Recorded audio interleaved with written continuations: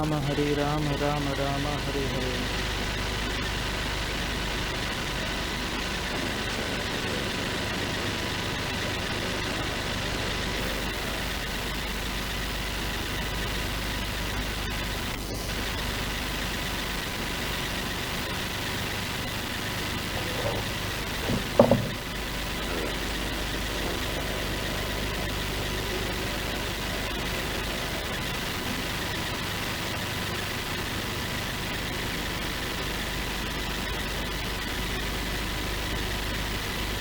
Should be a little closer now.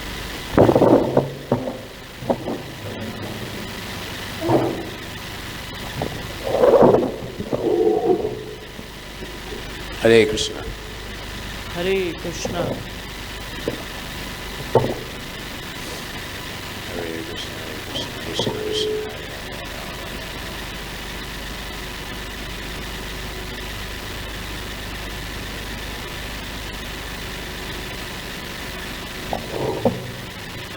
Pardon?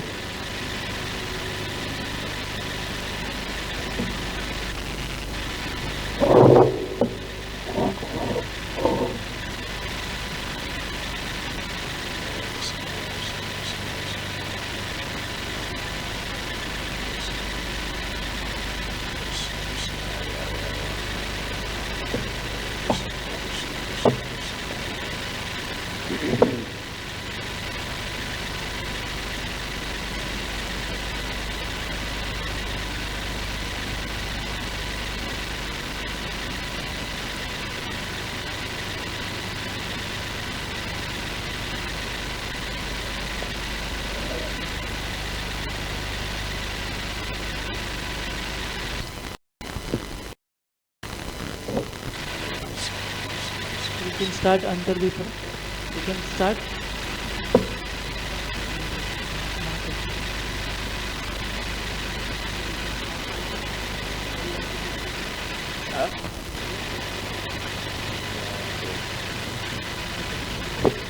Hare Krishna, Krishna Krishna, Hare Hare, Hare Rama, Rama Rama, Hare Hare. Nama Om Vishnupadaya Krishna Prishtaya Bhutale Srimate Bhakti Vedanta Swami Niti Namane Namaste Saraswati Deve Gauravani Pracharine Nirvishesha Shunyavari Paschata Devasatarine. Hare Krishna. ISKCON, International Society for Krishna Consciousness, Sridham, Mayapur, welcomes you all in today's Mayapur live English talk show. Today we have a very special speaker with us, His Grace Kripanidhi Prabhu, who is Srila Prabhupada disciple. And today we are taking a very special topic, book distribution, His Life and Soul. So I wanted to share a glimpse of introduction of His Grace Kripanidhi Prabhu. He was initiated by Srila Prabhupada almost 52 years before, when he was 21 years of age, in Portland, Oregon, USA. On the direct order of Srila Prabhupada, he traveled and distributed books as a brahmachari for the next 11 years. In November 1977, he was briefly sent to Vrindavan, where he was present during the final pastimes of Srila Prabhupada. He was privileged to dig the Samadhi by hand for Srila Prabhupada on the night of November 14th, 1977, with one other brahmachari. He returned to India in 1983 and served as president of the New Delhi temple for 6 years. During this time, he opened the first Bhakti Yoga club at IIT Delhi, the Indian Institute of Technology, with a special focus on synthesis of science and religion. He also lectured and organized programs with ISKCON's Bhakti Vedanta Institute with a focus on Vedic apologetics. He returned to Canada in 1989, where he continued distributing books and preaching on university campuses as his main service for the next 30 years. Now he resides in Sridham, Mayapur with his family, where he serves Shri Shri Panchatattva on their altar, manages and hand-to-hand distributes Srila Prabhupada's books at the International Book Booth, offers regular worldwide Zoom classes, participates in Harinams and preaches Krishna consciousness to students, professors, pilgrims and guests. So it's our wonderful fortune that we are having His Grace Kripanidhi Prabhu to speak on the very interesting subject in our society, that is book distribution. And by hearing this introduction, we can understand that book distribution is his life and soul. So before we start, I would just like to ask Kripanidhi Prabhu that can you please share a brief introduction of yours from your side, that how you were connected with ISKCON when you were 21 years old. Well, I was part of the youth movement in USA, North America, and Western countries. It was a large movement of radicals. We were called the radical left, and we were rejecting, the status quo of the American dream. And so I was part of that youth movement, and our leaders were the Beatles and other groups like that. They were Bob Dylan. So they wrote many protest songs about the problems in the world today, following this materialistic idea of material advancement will make you happy. So we were practically rejecting that kind of paradigm. So we were searching for answers. There was a lot of rejection and a lot of satirical songs and poetry. Allen Ginsberg and others, Alan Watts, these were philosophers, kind of modern day philosophers who were, questioning the merits of materialism.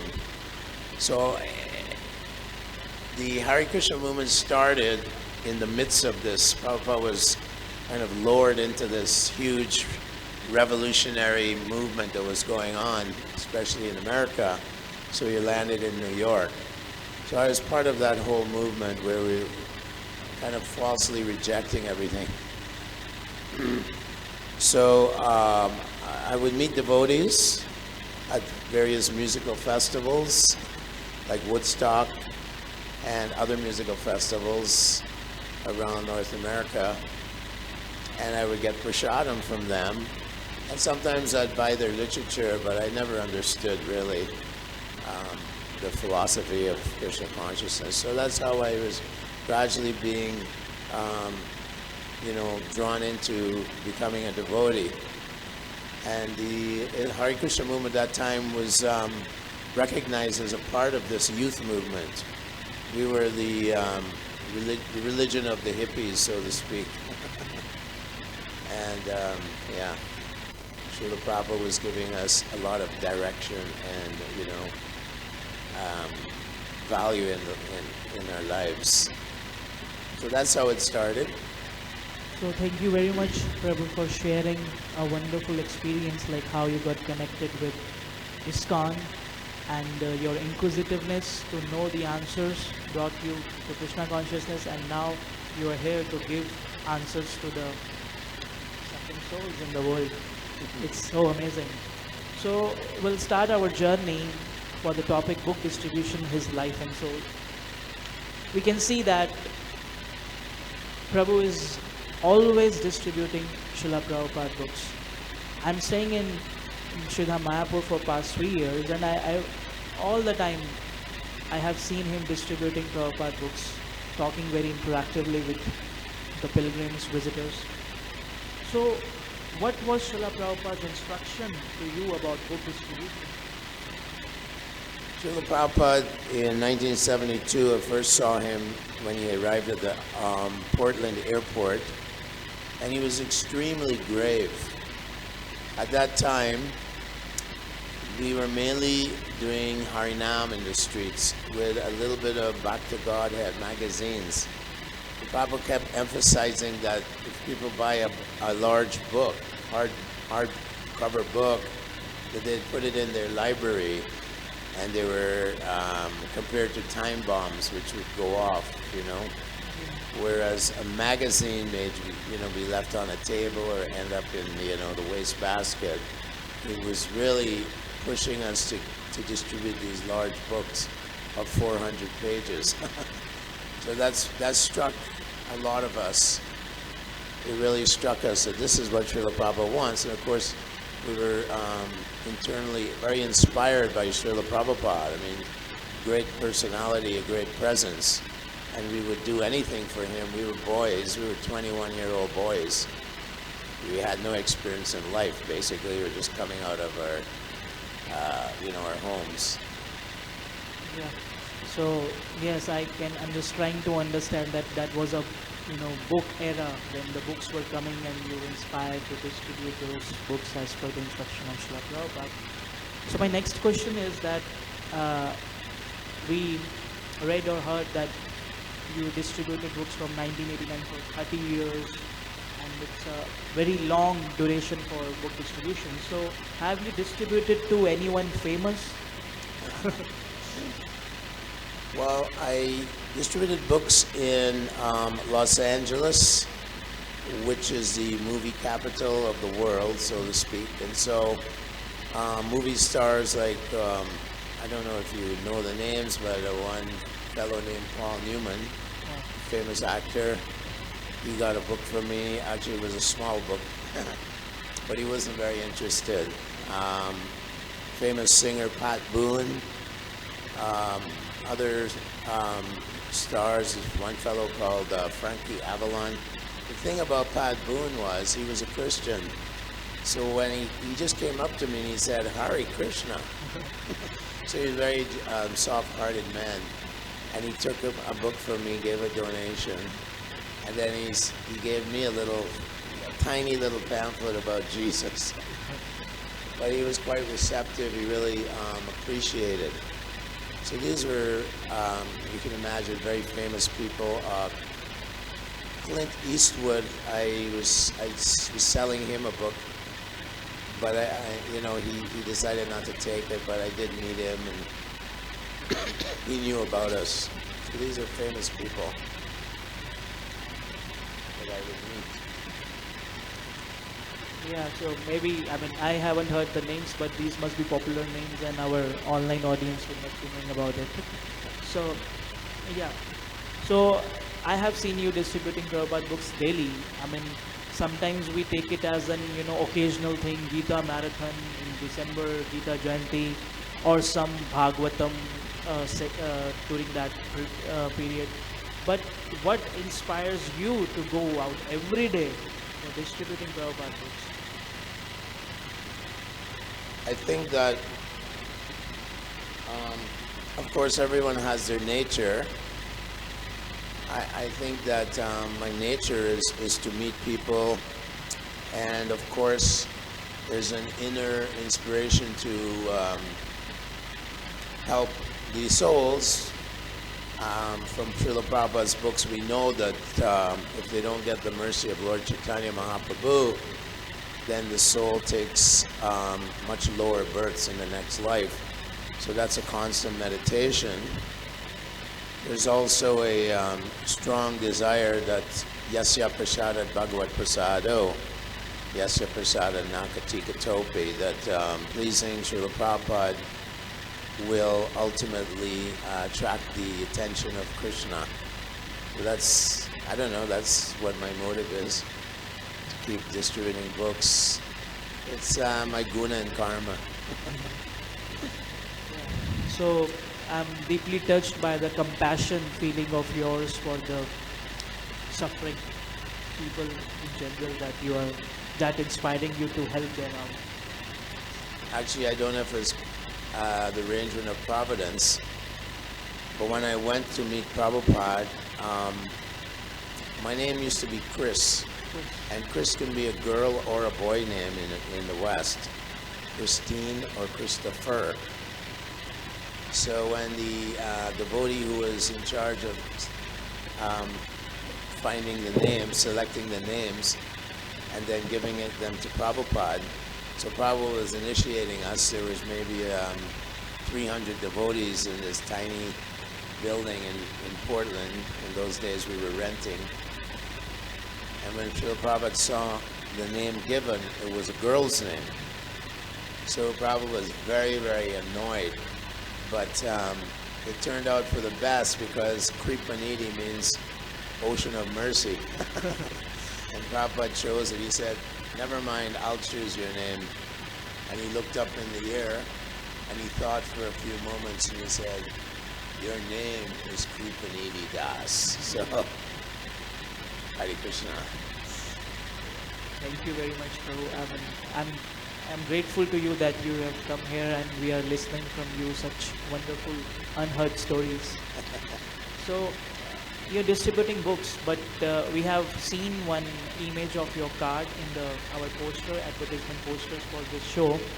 That blue color, sky blue color card, very beautiful. So what inspired you to build that card? Well, Mayapur campus is quite large, and we want to find the optimum spots where we can do optimum distribution, so the cart is mobile. In the West, they have these mobile carts which they can move around and sell their wares, different things. So this idea came to me, why not have a mobile cart, and I could move it around the campus and see which is the best spot. And it's also very attractive to people when they see it's all lit up and everything, and it's nice and it brings people over. So I got inspired internally, maybe by Super Soul, I don't know, Prabhupada, but I got inspired to do this venture, and it's quite successful. Yeah. So mainly the part of your book distribution journey was in West, but now you are distributing in Mayapur also. So what do you find the difference between West and here in India distributing books? Well, of all the countries in the world, India is known as Punya Bhumi. If you go to America, it's Apunya Bhumi. And you're dealing with a lot of very rough people, not too religious and not too pious. Taking birth in India is a very auspicious birth. And Srila Prabhupada even said to Brahmananda and Shyamasundar, the first devotee, first batch, he said, you may have been in India in your previous life, and then you took birth in America. My Guru Maharaj must have sent you to help me get the movement going. That's a statement from Srila Prabhupada. So, much different in the West, where people are very hostile. Certain people are very hostile. It's a great endeavor to distribute Srila Prabhupada's books, and we always have to think of different ways of innovation, how to get the books into people's homes. So, quite different, quite a dramatic contrast between East and West. People here are extremely pious. They're intellectually very intellectual, and that's a great combination of religion and intellectual. They love reading. Much easier than in the West. Much easier. Yeah, because in India people say, oh, we already know about these things. We are having these books with us. personally I feel such a difficulty that whenever we go to distribute books, Bhagavad Gita, oh, we already have this.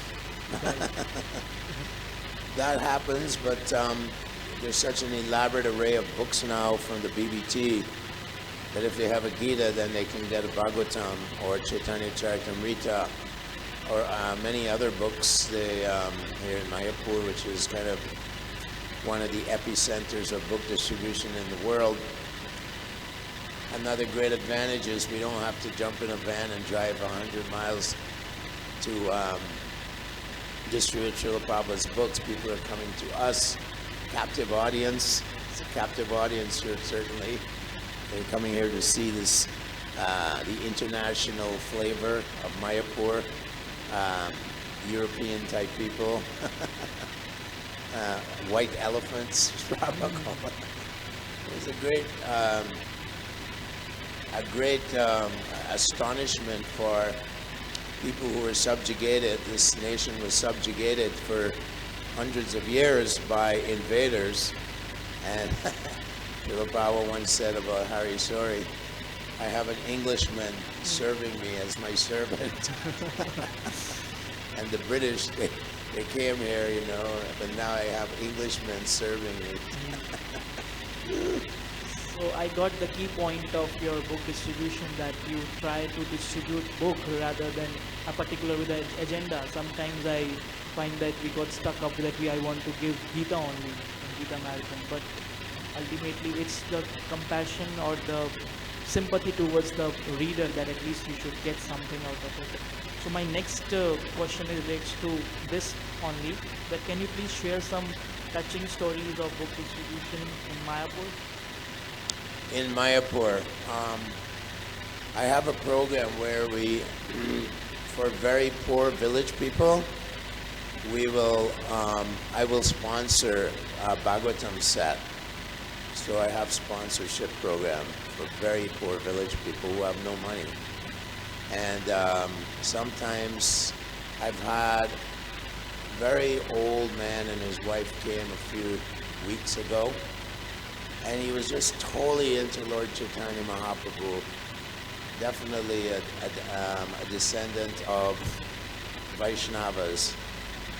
And he was probably 80 years old with his wife, and he really wanted this Chaitanya Charitamrita, and he was, you know, quoting verses about Lord Chaitanya.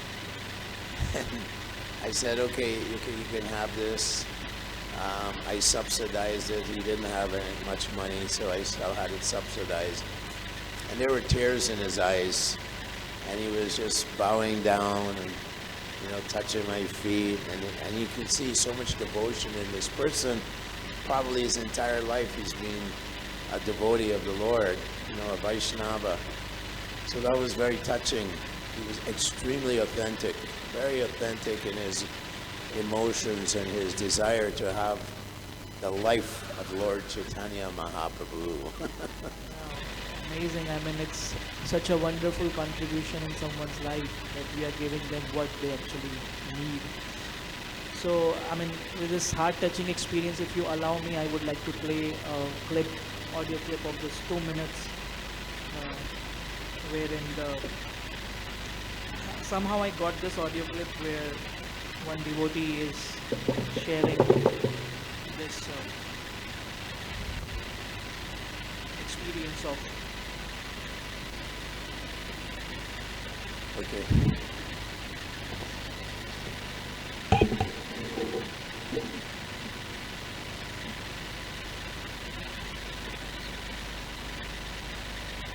So this is a clip from one of my book distribution adventures. Yeah.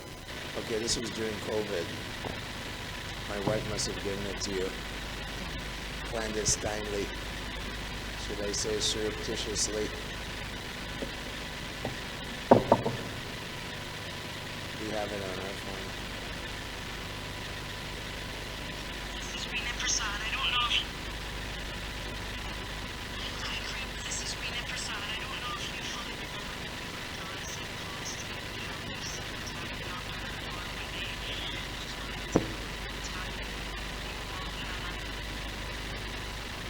The speakers. They were knocking on our door. That Yeah. gifting us those. Hi, Krip. This is Rena Prasad. I don't know if you fully remember me. We lived on St. Paul Street in Kamloops, and you knocked on our door one day. I just wanted to take a moment and tell you, you knocking on our door that one day and gifting us those big books. I remember looking at them thinking, what am I going to do with this? How am I going to find the time to read this? But I wanted to take a moment and tell you, you knocking on our door and gifting us those books has changed our world completely. And I'm so grateful. I just finished saying my prayers and I looked at those books. And I just want to tell you that I am so grateful. And that you and your family have been and always will be in our prayers. And thank you so much for that gift, because we live in Krishna consciousness. We live there, and I thank you. I always did. But my husband, he's on the 8th canto, and he's doing really well, and he's a changed man, and I got to thank you for it. So I was just saying my prayers, and I thought, you know what? I'm going to give Krip a quick message and let him know just how grateful we are for you stopping into our house that one day, because that one move changed everything for us in our life. So thank you.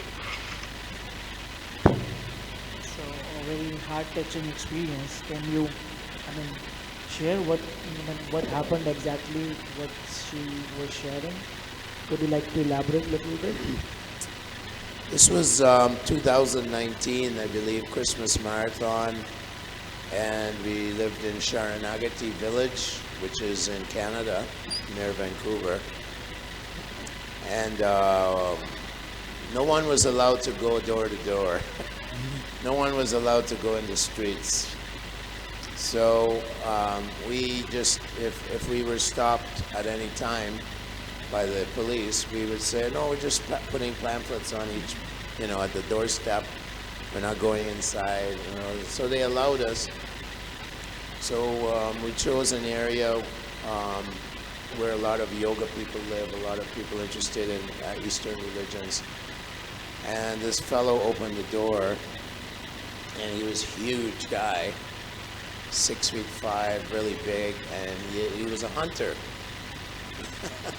Typical in rural Canada and America, they all love their guns and they do a lot of hunting. There's so much wildlife in Canada. Anyway, he invited us in, and it turned out his wife is actually born in Canada, but her parents are from Fiji and they're Hindu. So there was Shiva there, and he was very interested. Anyway, they got the Bhagavatam set, and I came to Mayapur in 21, I believe, and then when did you come? Anyway, at Christmas 21, she sent me this message, and she outpouring of gratitude and emotion, because, her husband sold all his guns. He stopped eating meat. He became a devotee, and he goes on Bhagavad Gita Zoom classes once a week, and he just absorbs the Srimad Bhagavatam. He just drinks the nectar of Srimad Bhagavatam every day. He's completed the entire 12 cantos now. So just with a little bit of effort and a little bit of endeavor, these people's lives were changed and transformed. And this is Srila Prabhupada's promise to us, that even if they touch my books, their lives can change. They can become perfect, just even they touch my books. And Prabhupada was just mentioning to one of his servants that Krishna comes every day and dictates to me. So Arjuna was empowered by Krishna to accomplish Krishna's plans and his desire to get rid of the demoniac kings.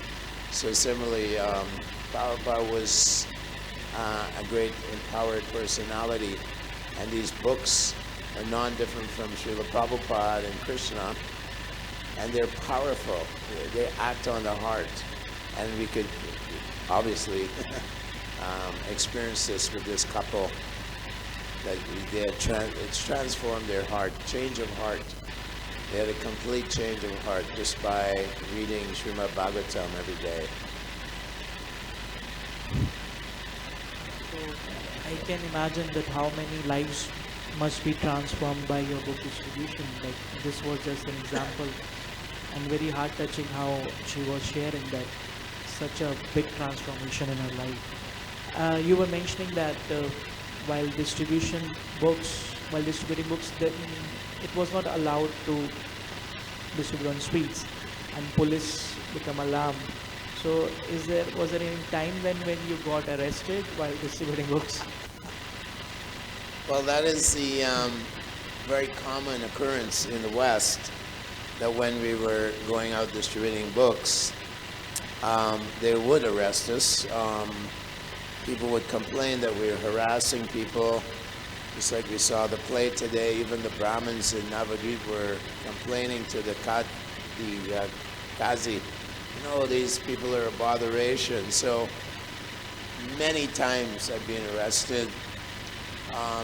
Very hostile energy coming from other religions.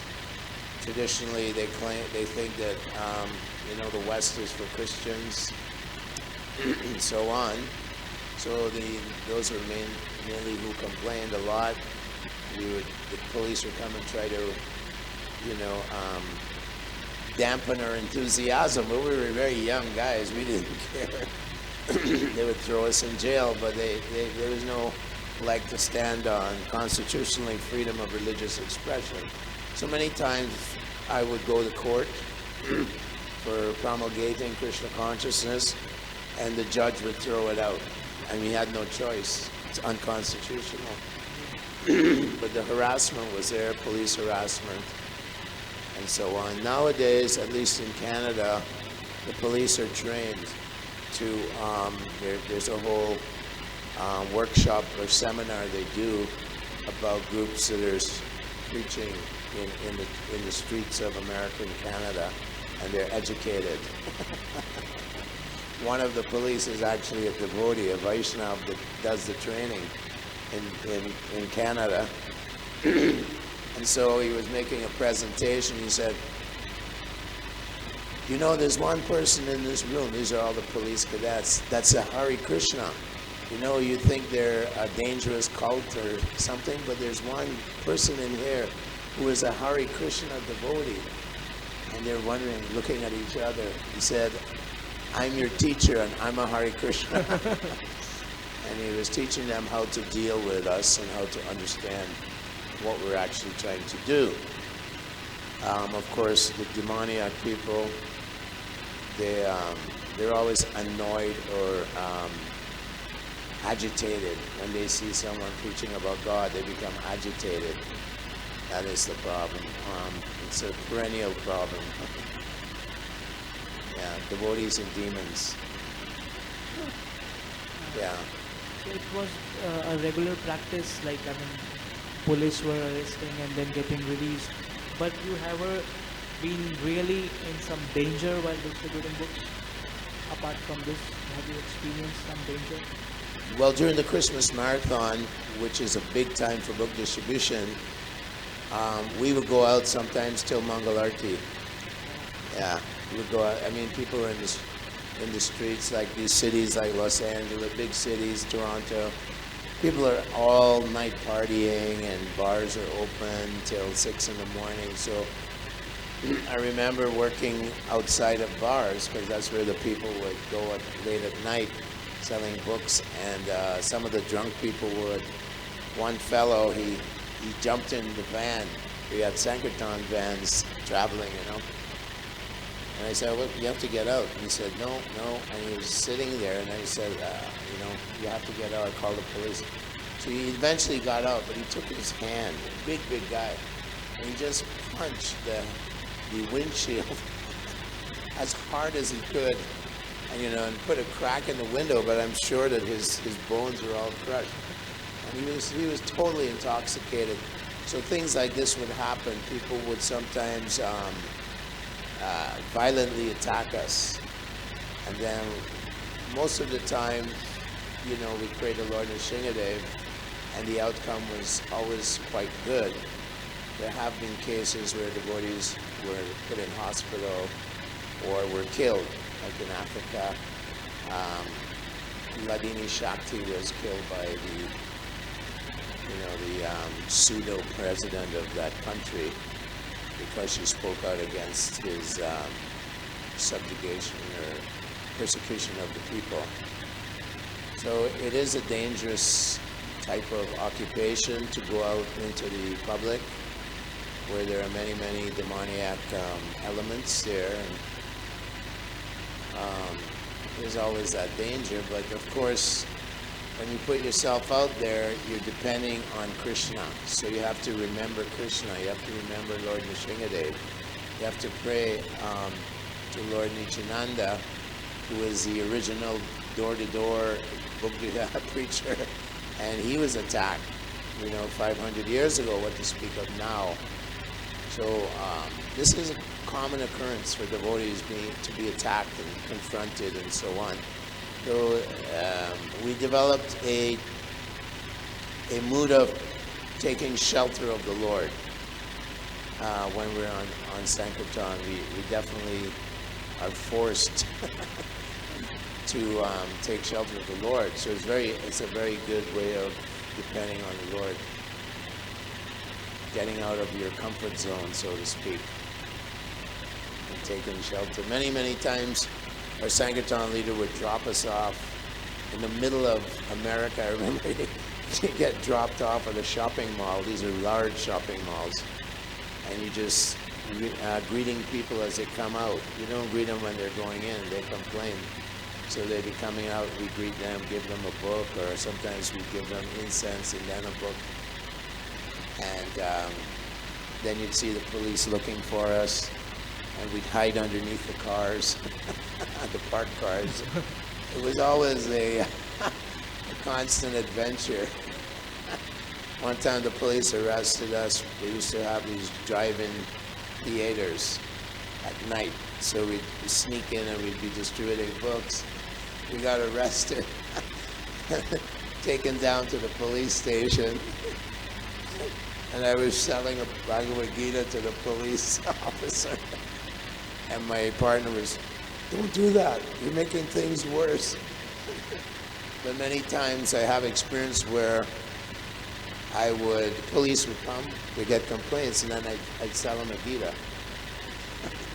In Canada, sometimes the police are Punjabis, big guys, Kshatriyas. And this one Punjabi, he came and Christians had complained. He ended up buying a Bhagavad Gita, and then the next year when I met him, a year later, he had a Sanskrit verse tattooed on his arm, Sarva Dharman Prityaja Mamekam Sharanam Bhaja.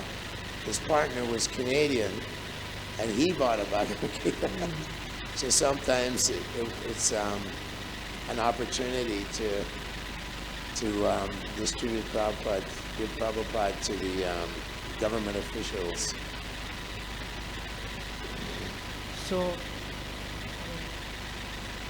like as you mentioned, it's really inspiring from inside that how valuable this service is, distributing Prabhupada books.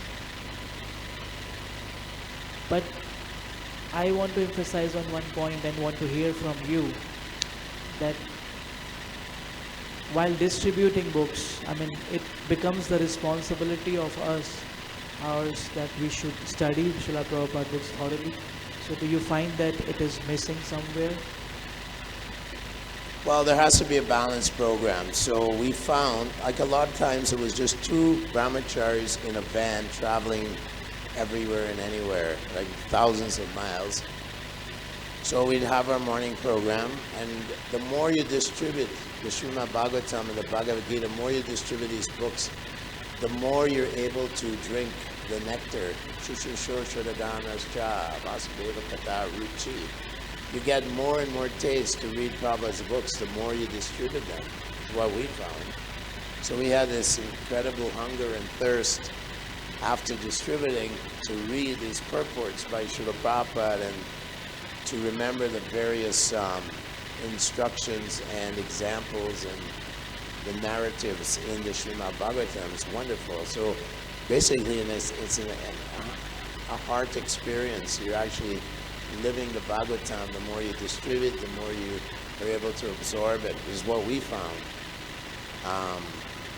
And we always, many times, the Sankirtan team was comprised of two brahmacharis, sometimes 4 brahmacharis. It was a great way to absorb the nectar of Sukadeva Goswami, discussing with Cricket Maharaj.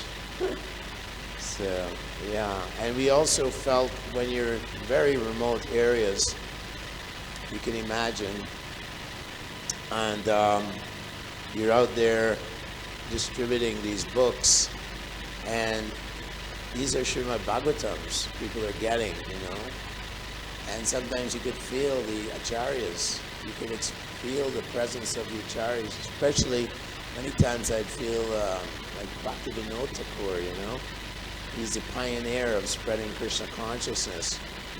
Of course, we always bring to Srila Prabhupada. Sometimes you could feel the acharyas, the 6 Goswamis, empowering you to, convince people to take Prabhupada's books. So we never felt alone, although we were thousands of miles away from the temple. Yeah. Yes, takeaway point, at least for me, that when we are distributing books, more we distribute, the taste we develop to absorb the nectar of Srimad Bhagavatam. So this is very encouraging. That I heard several times the devotees say, I am not reading, so how can I distribute? Somebody will ask me, oh, what's that in this book? So I don't know. But it's like vice versa. It is said as a balanced approach. Yeah, it's reciprocal. You give, then you get. You give and receive. The more you give, the more you receive. And that is the, Prabhupada said, distribution of his books, non-different from chanting the Sankirtan. It's nothing but Kirtan inside his books. It's nothing but Kirtan.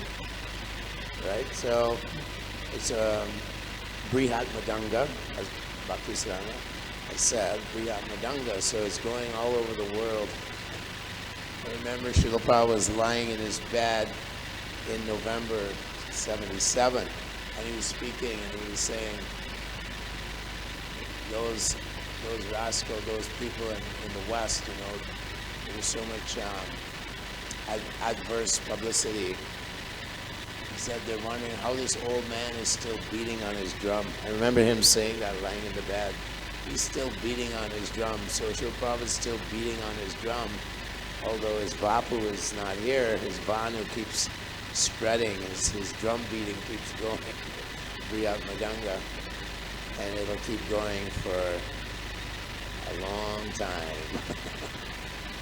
These books are unadulterated, they are completely pristine, and the strain of the parampara, the thread of the parampara is present in every word. Very powerful, very powerful. To change someone's life who was a hunter, eating cows every day, it speaks for itself, It speaks for itself.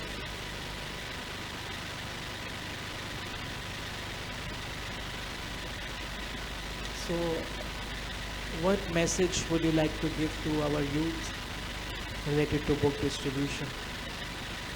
Yeah, Prabhupada would say, if you want to please me, then preach as vigorously as I did.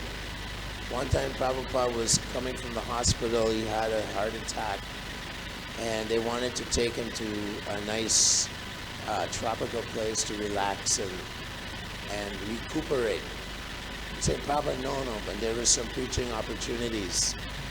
Prabhupada looked at, I think it was Ramaswar Prabhu, and he said, don't take away my right to preach for Krishna, to struggle for Krishna.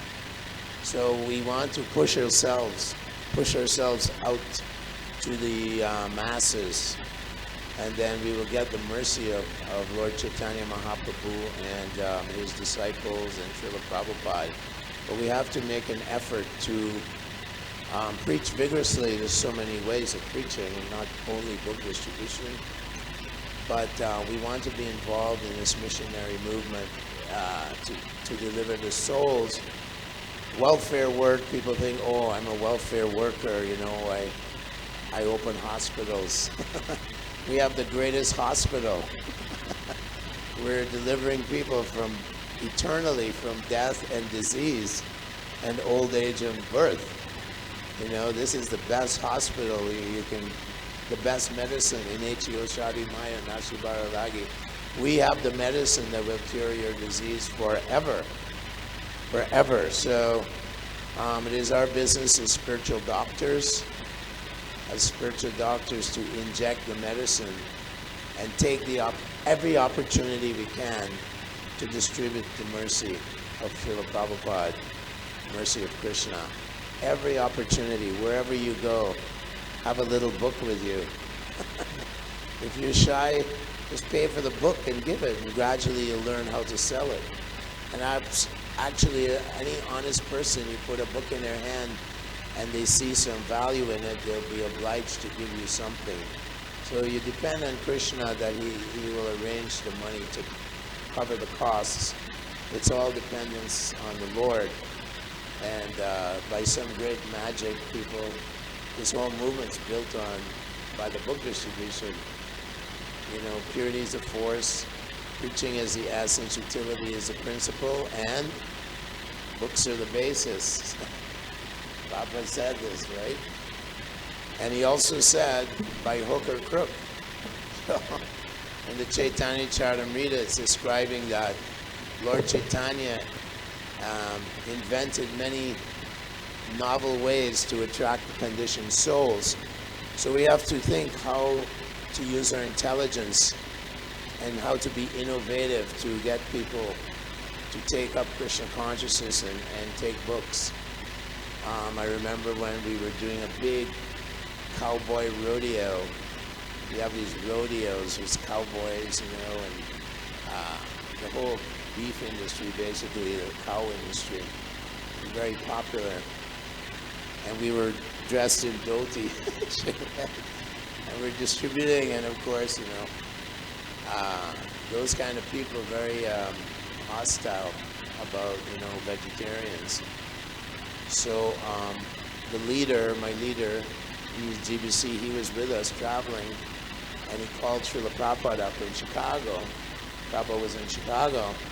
But Prabhupada, we're having a hard time dressed in dhoti. These are all they're celebrating, basically celebration of cow killing, rodeos.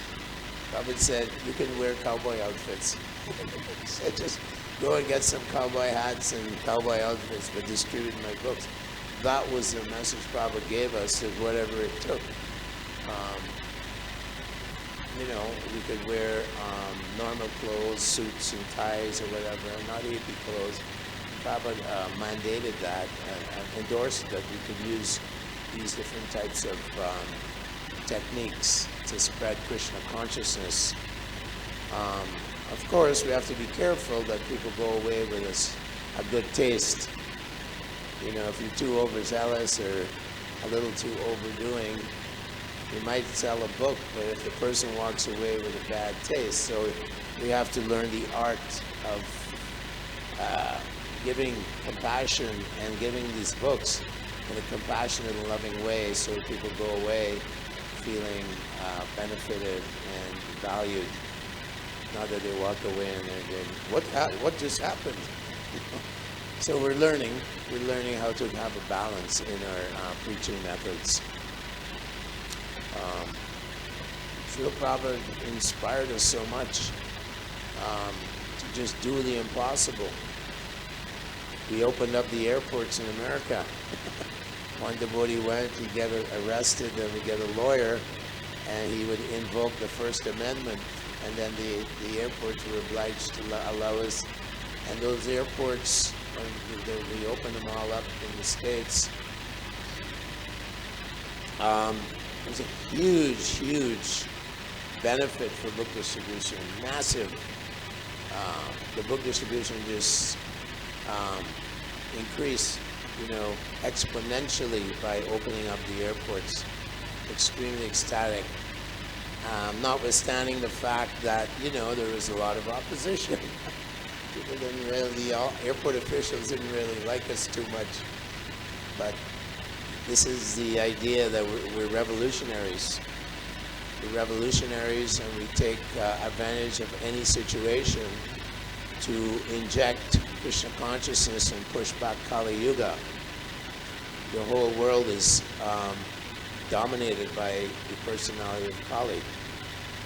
Animal slaughter, prostitution, gambling, and meat eating, and intoxication. So that is the four pillars of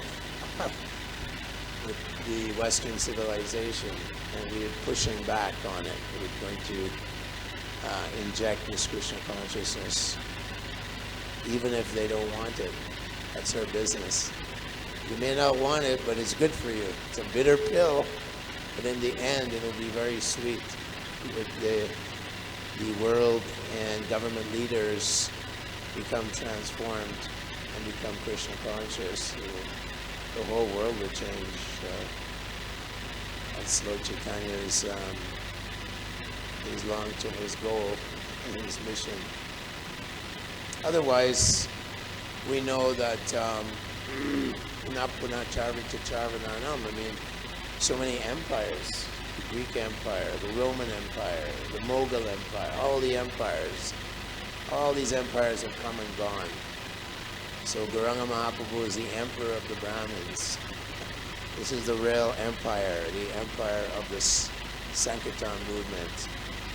And one day Sridham Mayapur will be a huge, this will be the center, the epicenter of the Sankirtan movement all over the world. There'll be millions and millions of pilgrims coming here to celebrate Lord Chaitanya Mahaprabhu's birthplace, Gaura Purnima. That's in the future. Obviously, Lord Chaitanya's predicted it. He's God himself. The Christians have one little book, and there's other religions, and here we have 12 cantos of Srimad Bhagavatam. We have so many literatures that are totally pure and authentic and unadulterated. So this is the plan, the army of devotees going out to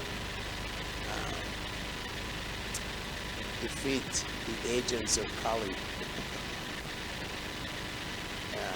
And that Prabhupada was constantly preaching, constantly. What are the scientists saying today? What are the politicians saying? Like that. He was just training us up constantly. How to, pinpoint who is the target. Scientists, they're the target. People in general, we have to transform them, the innocent people. And the politicians, well, they're demonic. They're there to collect taxes and become powerful, famous, and rich. So this is the problem in Kali Yuga. And so let us change, make change. So, time is less, but I wanted to hear more and more from you. So I would like to invite you again and again in our talk shows, and our audience would be so happy to hear from you, because you are exemplary. You are studying thoroughly. You have diving yourself into Srila Prabhupada purports. Your lectures reflect those teachings and realizations, and your activities of distributing books, Srila Prabhupada books. So the theme which we derived today for our talk show, book distribution, His Life and Soul. So I am that end to realize this point that yes, definitely book distribution is His life and soul. And I can feel that from inside, from the core of my heart, that yes, I should also join you to distribute books enthusiastically. And I was recalling when you were speaking that more than 5 decades, rather than more than that, when Srila Prabhupada was not having any resources, some literature, some magazines, some books, and he was distributing one by one. He was going to the tea stall and getting rejected, but there were so moments of disappointments, but he was never discouraged. And the same thing I can feel in you. We have so many resources, so many bookstores, so many publishing houses, but still you are doing like your father. You are going one by one, one to one, one to one, one to one. You're not like sitting on a chair. You are having a team of book distributors and they are distributing and you're just noting down an account. No, you are going one by one, and that the concept of that beautiful cart, movable cart, that wherever the audience is, I will approach them. So I am 100% convinced that book distribution is your life. So I would really love this talk show. I mean, I heard so many things about books distribution in my past 15 years of Krishna consciousness journey, but this show is the most encouraging and the most special one for me. Thank you very much. Thank you. Please excuse any offenses I made. I hope I didn't talk too long. No, I had made an offense that why this had to stop now. Okay. Thank you very much. Hare Krishna. Jagat Guru Srila Prabhupada ki jai. Jai. Hare Krishna, Krishna Krishna, Krishna Hare Hare, Hare Rama, Rama Rama, Hare Hare.